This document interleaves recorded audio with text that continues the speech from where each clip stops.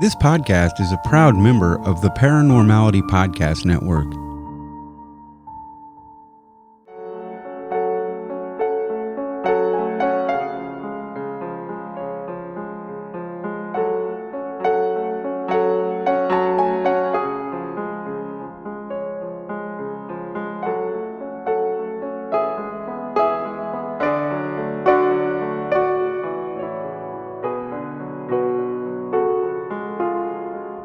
Hello and welcome to the ParaUnity podcast. Tonight we have with us Dillion Dick from the Spirit Trackers Paranormal Investigation Team based out of Denver, Colorado. Before we bring Dillion on though, let's talk a little bit about Denver.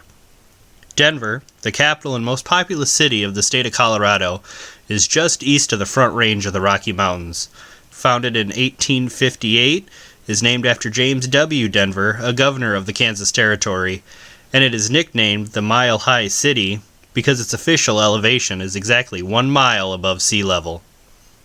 With an estimated population of 704,621 in 2017, Denver is considered the 19th most populous city and is one of the fastest growing major cities in the United States. In 2016, Denver was also named the best place to live in the United States by the U.S. News and World Report.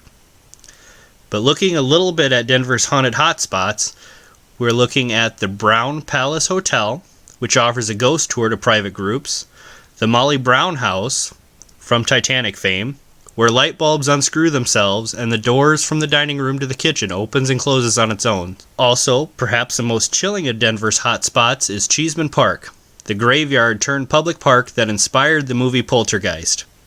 When the area was converted from a graveyard to a park in the late 1800s, a half-hearted attempt was made to relocate the bodies. It is believed that many remain buried beneath the park, and the surrounding houses are rumored to get visits from these spirits. One particularly haunted house, the Henry Treat Rogers Mansion, has since been demolished, but not before inspiring the story of the Changeling, which author Russell Hunter is based on real-life events that he experienced while living there. Now, help me welcome to the ParaUnity podcast, Dillion Dick, for a first-hand look at some of the great haunted locations and a little bit of insight into the science of paranormal investigations that they use out in Denver. Dillion, how are you doing tonight? Pretty good. How are you? I'm doing great. Thanks for asking. Hey, since I have you on the show tonight, what actually got you interested in the paranormal? We, both Daniel and I, my other co-founder, we watched a bunch of the shows, when they were first kind of getting started. Ghost Adventures was our main show. And we both watched Ghost Adventures, and we kind of talked about Ghost Adventures together. And then that got us into talking about like our own personal experiences, like when we were younger. And from there, we just kind of hey, why don't we go out and do this ourselves? Sure, absolutely. I know that's the way a lot of investigators kind of get started. Now, did you have a lot of experiences when you were a kid or growing up? Not particularly, no. I grew up in a family that we had a lot of like family members that were into ghosts, into aliens, all that kind of stuff. So I've kind of always grown up around this kind of this realm, if you want to call it that. Sure. So how long have you been investigating then? We formed our team in 2011. So we're coming up on the 10-year mark. That's exciting. You guys have any big plans for the 10-year? Not yet. We're working on getting out of Colorado. Kind of getting into other states and checking out a bunch of other stuff, going to some big places that we wanted to go to, like Waverly Hills, Villisca, Axe Murder House, all that kind of stuff. Yeah, absolutely. You'll have to let me know if you do make it over to Iowa. I'm actually located in Iowa, so... Okay. I'm sure my team would love to team up with you guys. Maybe we could try and do Villisca, or maybe even the other place that's real popular, Edinburgh Manor. Okay. All right. Yeah, kind of familiar with that. Sure.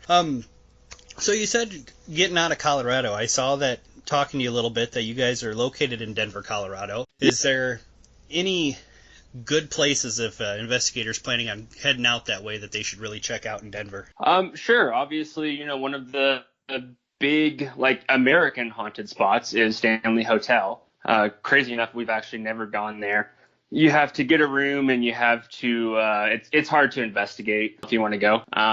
But one of the main places that we go, this is kind of like our base of operations almost, is Dickens Tavern in Longmont, Colorado. It's about 45-minute drive out of Denver. Okay. We're actually involved with a horror film festival there, and that's kind of how we got involved with Dickens Opera with the tavern. Okay. And we've gone there for investigations a handful of times now.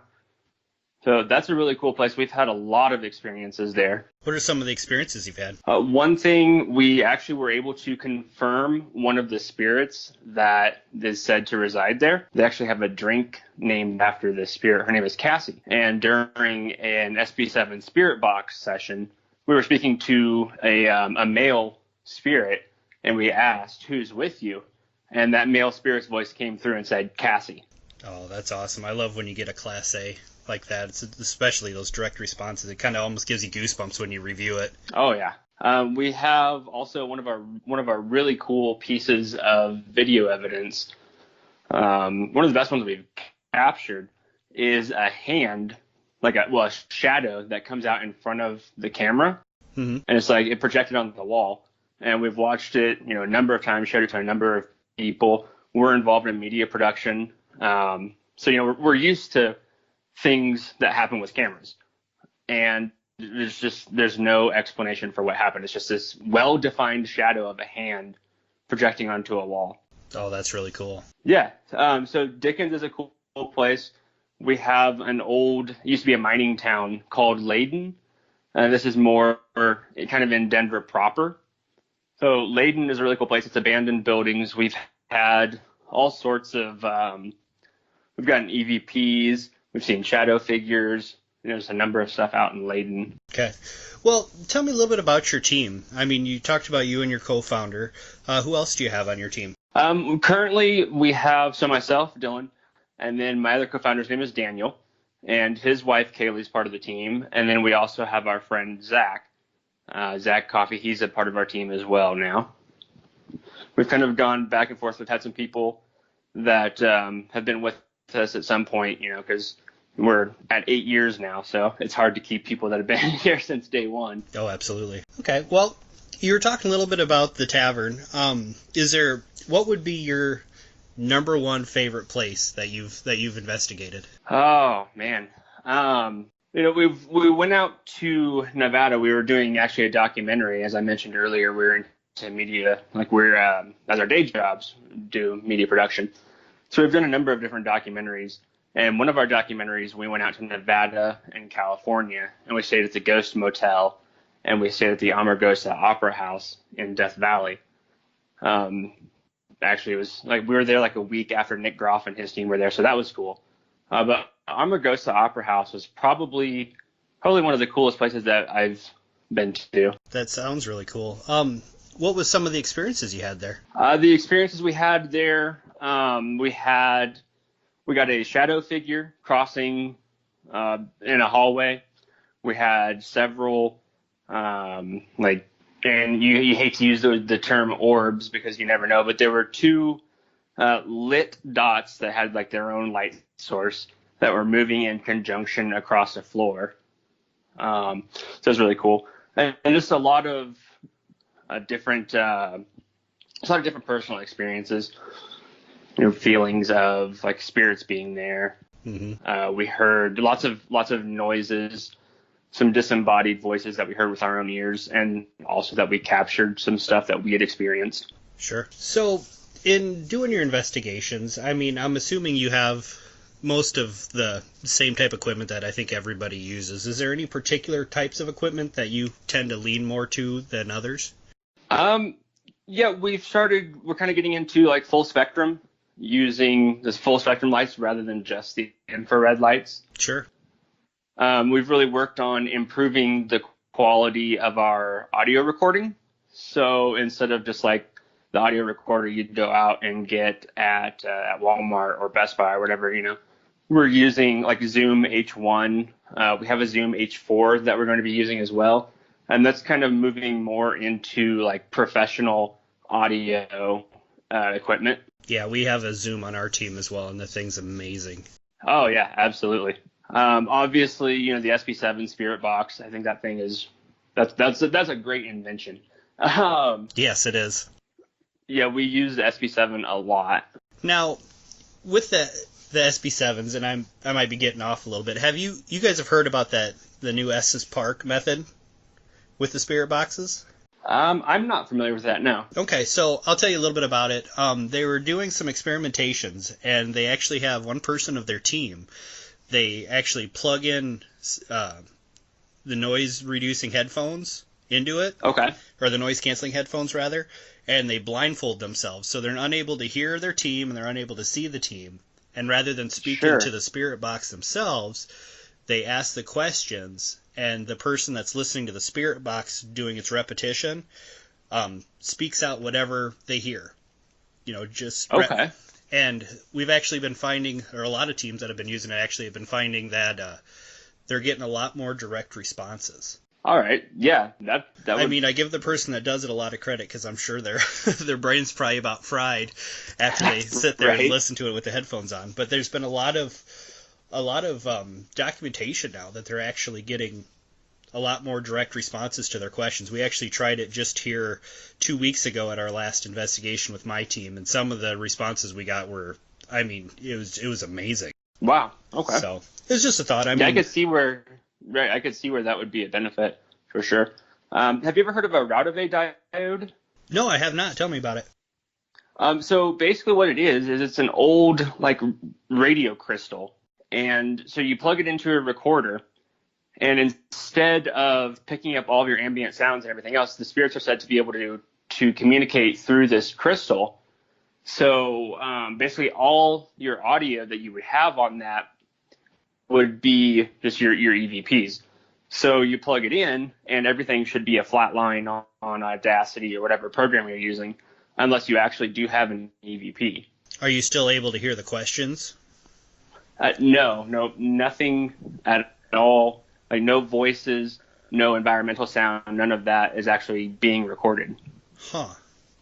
That sounds like it'd be really interesting. It sounds like it'd be a little tedious to review, though, too, because you'd have to listen to kind of both at the same time. Right. Yeah, basically that would, you're recording from the Routavay itself, you could do that very easily because all you have to look for is a spike on your audio.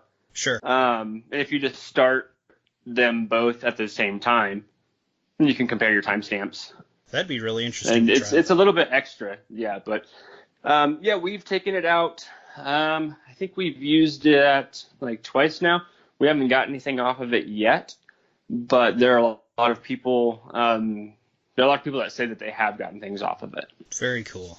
Yeah, that'd be definitely something to look into trying. Are those crystals pretty easy to find online, or? Yeah, I think that we got ours for somewhere around $15 or so. Oh, okay. Yeah, that's not bad at all. Do you have any tips or tricks that you've kind of done over your past 8 years that you've kind of been able to get better responses from with your equipment? I mean, we spoke about the diode for one, and with the crystal. Is there any other kind of tricks that you guys do? I would say just really work on your questions. And what we do is we will research the place that we're going. I know a lot of paranormal investigators kind of approach that. There's two different approaches to that, and some people prefer not to know anything going into it, and some people prefer to know as much as they can going into it. And we really take kind of the latter approach. So we go in, and you have kind of your general questions, and then you can also sort of tailor some questions towards that. Give good response times. After you ask that question, don't go right into your next question. And that's kind of a few of the things that we do. Also, with your video, if you see anything, while you're in the moment, if you see anything that happened, we'd go back and try to duplicate that. So we do a lot of our analysis. We try to do that in the moment. Oh, we try to look for any audio contamination. So try to cut that down to a minimum also. And one thing, probably the main thing that we really do when doing EVPs and whatnot, using our recorders, is make sure you document your sounds. If you a big problem with me that happens is a lot of times I'll be hungry during an investigation, so you get your stomach grumbles, and if you don't say anything about that sounds very foreign. when you're doing your playback. Yeah, So we've had everything that happen a happens- few times too. Right. Oh yeah. Everything that happens, just mention it. Yeah, absolutely. Any cough, any sneeze, anything like that. I know the Right. last investigation we did, we had we got there and we were doing our investigation, and it turned out the night we were doing it was the same night they were doing a benefit dance in town. So normally this small farm town in the middle of nowhere, Wisconsin, was suddenly booming and alive with all these hundreds of people come to town for this benefit dance. So we had all sorts of car doors, and you could hear people singing in the streets, and Yeah. One of our earlier investigations, we went to a well-known location, kind of in downtown Denver. It's Cheeseman Park. There's a lot of interesting history on Cheeseman Park, like when we had an influenza epidemic coming through in the very beginning of the 20th century. This was actually a mass grave site for all of the influenza victims, and it became like a city cemetery, and there's a city park. Like every year, they'll dig up a couple of bodies, and they're doing their renovations and whatnot. But they have a large, like a pantheon location almost in the park, and they do wedding receptions there and all that kind of events. And when we went there, we went with another team, and we couldn't use any of our audio because there was a wedding reception there that night. oh no. So it was a shot. Oh, that's. I mean, it's great for the couple, but it's always horrible for the team. Right. Yeah. So we try to avoid other people being around as much as we can. Sure. Well, absolutely. So now, when you said you do more of the latter of trying to get as much information as you can. Do you guys have like a team historian that kind of goes out and does all the research on it, or do you kind of just do it as a group effort, trying to find as much of the background facts as you can? A lot of, I mean, we kind of do that as a team effort, but a lot of that kind of falls on Daniel. He's good at research, and he does a lot of the historical research for us. And we talk to everybody we can also. Well, sure. Yeah, absolutely. And I'm assuming you guys have like the questionnaire that you go through when you first meet with the clients and everything like that. Actually, we haven't really been doing as much field work in the recent years as we would like to. A lot of it has been more just on the research end, but we've also been doing research in the field, if that makes sense. But Sure. We'll do it more like at our home, or we'll do it like at Dickens, somewhere that we can go repeatedly and kind of have the same conditions. And that way, we can kind of work on figuring out the paranormal, more so than just like going to someone's house and investigating, but going to places that we can go often and work on developing theories and all that sort of stuff. Sure. Now, are you guys more the theory-based type of a team, or do you still do like the home investigations for families if they're troubled? Yeah, we will do investigations. We just haven't done much of that in quite a while. Okay. Well, maybe the home stuff is kind of quieted down a little bit, hopefully. Right. Is there a lot of teams out there in Denver right now? Yeah, there are a number of teams in the area. We work with a couple. We work with Ghost Theory Crew, who's actually their founder, works for the same media production company that we do. Okay, great. We work very closely with a team up in Cheyenne, Wyoming. Their name is Fog. They're led by a gentleman named Jose. A really good team. But yeah, there's a lot of teams in Colorado. A lot of them we know. A lot of them we don't know. Oh yeah, absolutely. So, what would be the most, I don't know, you could say either the most amazing or the most terrifying thing that you've seen? Sure. Okay. So a few weeks ago, we went to an aircraft museum at an old Air Force base. It actually used to be the Air Force Academy back in the 50s, down in Denver. And it's called Wings Over the Rockies. Really cool place, full of aircraft. And upon reviewing our camera footage, we found on my camera and this was actually two different things, just seconds apart. We had a shadow figure walking across the screen, and then just a few seconds later, we had some sort of a shadow figure, but it was different than the first shadow figure. It was more defined, and it was a very tall looking shadow figure that was walking in front of an aircraft. Oh, that's neat. So yeah, that was really cool. Have you guys gotten into any of the investigations where you kind of had to hold up and be like, "Whoa, all right, wait a minute, this is getting a little too ominous for me"?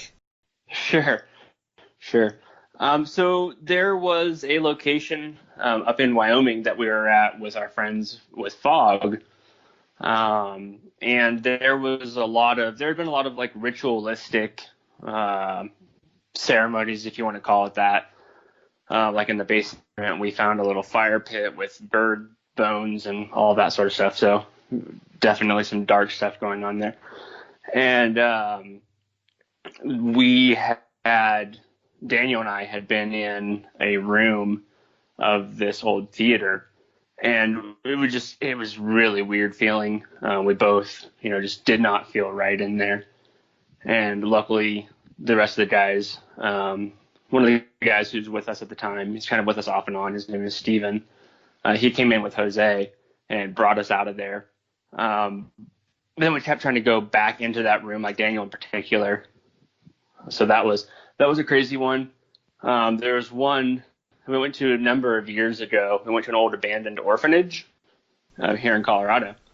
Okay. And that place was just insane. We recently found our audio. And in an hour's time, we found, I want to say, like 32 or 33 audio anomalies. Wow. So, and yeah, you know how crazy that number is. And it was just, like at one point I was standing looking into a hallway, and this was in a basement. And I asked Daniel, if he just reached in front of me, like what he was doing. And he was standing next to me, but he hadn't reached in front of me. And that's how physically manifested this spirit was. And at another point in there, we saw the walls were bare, so it was just down to the studs. So we saw the studs actually warp in front of us. Wow. We saw just like a wave of almost like a river of darkness just pulsing down the hallway. So kind of a weird sort of like shadow, misty river. It's hard to describe. That was a crazy location. Unfortunately, that's since been torn down, or fortunately, I don't know. Yeah, that's got to be a lot of energy charged up in there in order for it to be making that much energy shooting down the hallways. Right. We were standing next to a window, and we saw our shadows, and then a third shadow next to us that was like a lot taller than us. So that's kind of weird, standing, next to your friend, and then you look over and you see that there's three people standing there. You're like, that shouldn't be like that. Oh yeah. Anytime you get something that appears next to you that you're not expecting, it definitely it'll cause you to stop a little bit. Oh yeah, for sure. Well, do you guys have any public events that are coming up? Yes, we so a number of different things. We're working on kind of speaking at different conferences. Okay. So one thing we're going to be doing, hopefully we'll be speaking at the Kansas City Paranormal Convention. And I cannot think off the top of my head when that's going to be, but that's within the next couple of months. Okay. So we'll be speaking there. We also work with the Spirit of the Rockies Paranormal Convention. Okay. And they're going to be doing that probably sometime, I think it's been around November, the last couple of years. So we usually speak at that. Sure. We're working on launching our own podcast, which is going to be coming out on April 1st. Full Spectrum Paranormal Podcast is going to be the name of that one. And we had actually just gotten done recording one of our first episodes just a few minutes ago. Great timing. Yeah. And then, like I mentioned with Dickens, we co-produce a paranormal or a horror film festival. That's going to be October 19th in Longmont, Colorado. That's Dickens Horror Film Festival. We have a Facebook page for all of that, and for the film festival and for the podcast. And yeah, if you can send me the links after this, I'll make sure to put them in the notes for the show. Okay, definitely. That way we can kind of use the ParaUnity here a little bit and see if we can get a little more attention brought your guys' way to your events. Right, for sure. Yeah, and like I said, we're trying to get to more conferences, and we're trying to do like some more speaking engagements, and we're really just wanting to get out there and meet people. Sure, absolutely. Have you guys thought about hosting a public investigation? We have. We've given that a lot of thought over the years. We've been on a number of ghost tours ourselves, Sure. And I mean, it's interesting. I don't know if you've been on like any bigger ghost tours or not, but groups can be pretty weird when you're at a haunted location. Sometimes it can cause a spike of energy and things might go up, or it could be too many people and you won't get anything. Yep. And then obviously, it's hard to like try to get any evidence from that because you have the noise contamination and all of that. But yeah, it's definitely something that we've looked at doing and could possibly start doing in the future. Yes. Yeah, we actually have one coming up here near the end of March. We're doing one at an opera house here in town.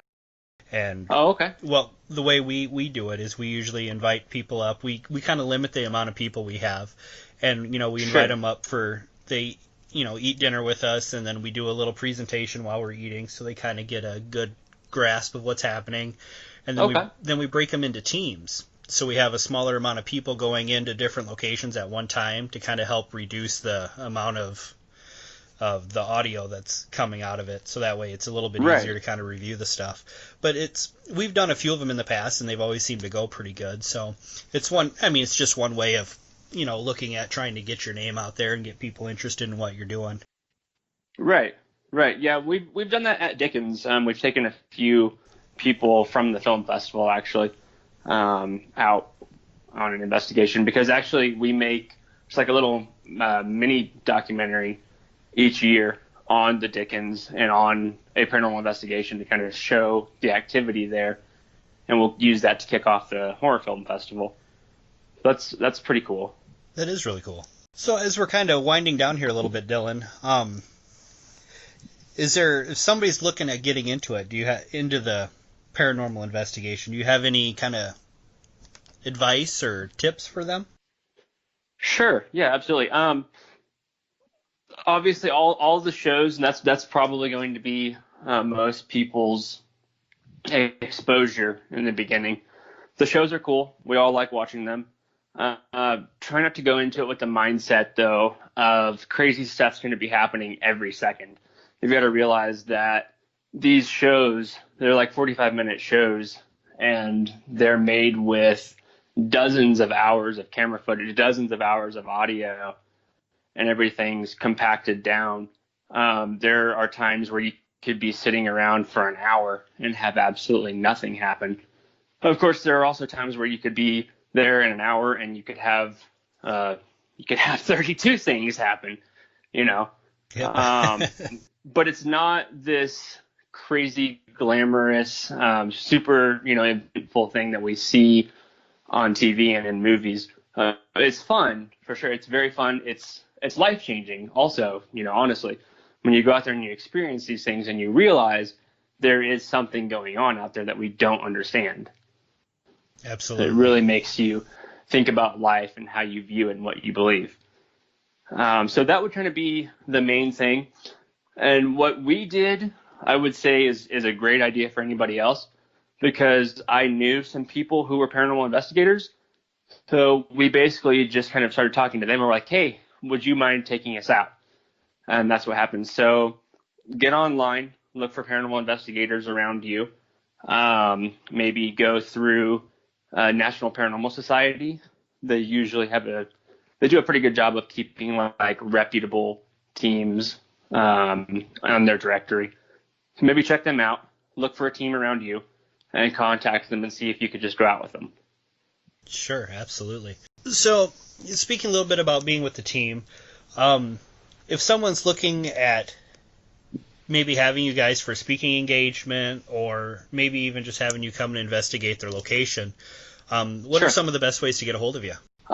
Definitely, probably on our Facebook page is one of the best things. That's just Spirit Trackers Paranormal Investigation Team. And also, I'm trying to remember the exact URL for our website right now. You'd think that I would know that off the top of my head. Do you have it linked onto your Facebook page? Yes, we do. Okay, well, I can always pull it off there, and then that way we can make sure we have it listed for anybody that in case they want to get a hold of you out there in the Denver area. Yeah, absolutely. All right, great. Well, Dylan, I appreciate you taking the time away from recording your podcast and everything else. It sounds like your team's been getting involved with to talk to me tonight. Oh, absolutely. Thanks for reaching out to us. Yep, thank you. Well, have a good night, Dylan. You as well. Thanks again to Dylan with the Spirit Trackers Paranormal Investigation Team for being our guest today. And thanks to all of you for tuning in. My name is Brandon, and you have been listening to the best place to bring our paranormal teams a little closer together, the ParaUnity Podcast.